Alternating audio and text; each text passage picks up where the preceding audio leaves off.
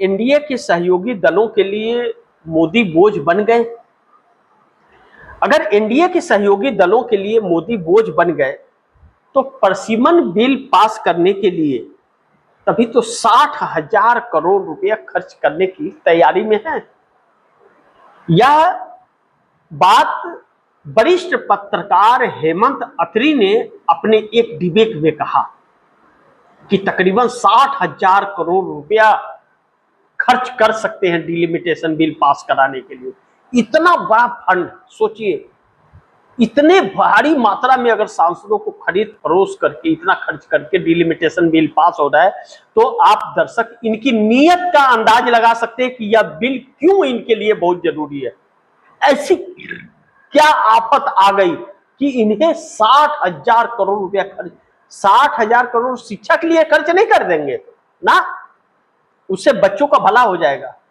यह 60,000 crore bill pass करने के लिए करेंगे कि ताकि आजीवन यह सत्ता पर बैठे रहे। ऐसा चुनावी क्षेत्रों को काटेंगे टुकड़ों में कि सिर्फ यही जीत सके, वहां कोई और न जीत सके, इन्हीं की सत्ता रहे, हुकूमत इनकी बनी रहे।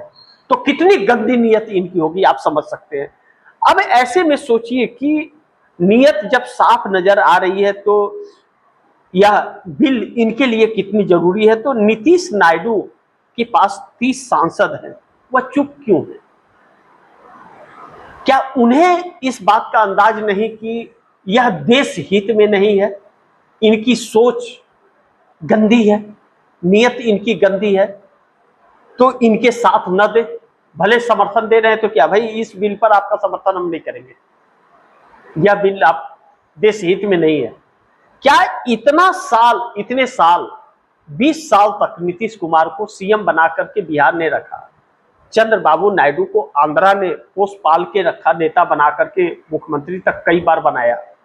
क्या चंद्रबाबू नायडू को नहीं दिखता कि साउथ के साथ कितनी गद्दारी हो रही है?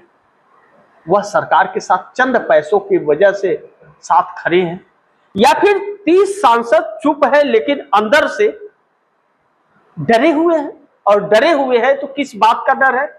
या फिर इन मौके पर नीतीश नायडू नरेंद्र मोदी को जोर का झटका देंगे, या चंद्रबाबू नायडू ऐसा झटका देंगे मोदी को कि मोदी संभल नहीं पाएंगे, सत्ता गंवा बैठेंगे?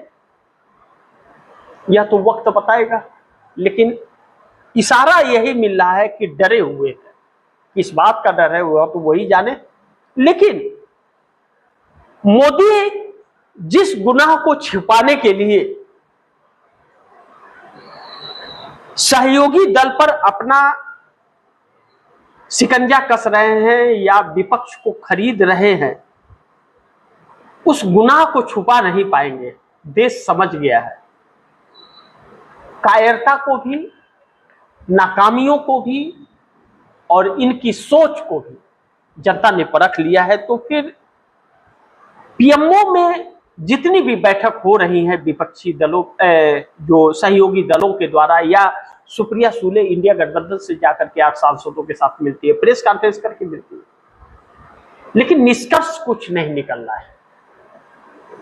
क्योंकि 100 सोनार की एक लोहार की कहते हैं। राहुल गांधी ने एक प्रेस कॉन्फ्रेंस करके 362 सांसदों के इनके सारी सोच पर पूरी तरह से ढेर कर दिया। अब पार्लियामेंट सेशन 2-3 दिन का बचा है, क्या होता है आगे यह तो देखना बड़ी महत्वपूर्ण होगा। लेकिन पीएमओ की बेचैनी कम नहीं हो रही है। मोदी को डर तो लग रहा है, और अमित शाह कब तक छुप कर बैठेंगे? बाहर तो निकलना पड़ेगा। 4 महीने बाद 5 राज्यों के चुनाव हैं। लेकिन जेनजी इस देश का जो जागा हुआ है, जेनजी बराबर हिसाब कर रहा है।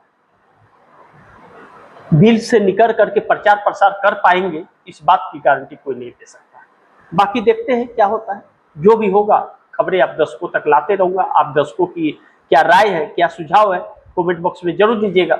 इस खबर को ज्यादा से ज्यादा शेयर कीजिएगा, अपने दोस्तों को भी कहिएगा आगे शेयर करें। और आपने अगर टीएमटी इंडिया न्यूज़ 24 को सब्सक्राइब नहीं किया, सब्सक्राइब कर लीजिए, अपने दोस्तों को भी कहिएगा सब्सक्राइब करें। मिलते हैं अगली खबर के साथ, तब तक के लिए नमस्कार।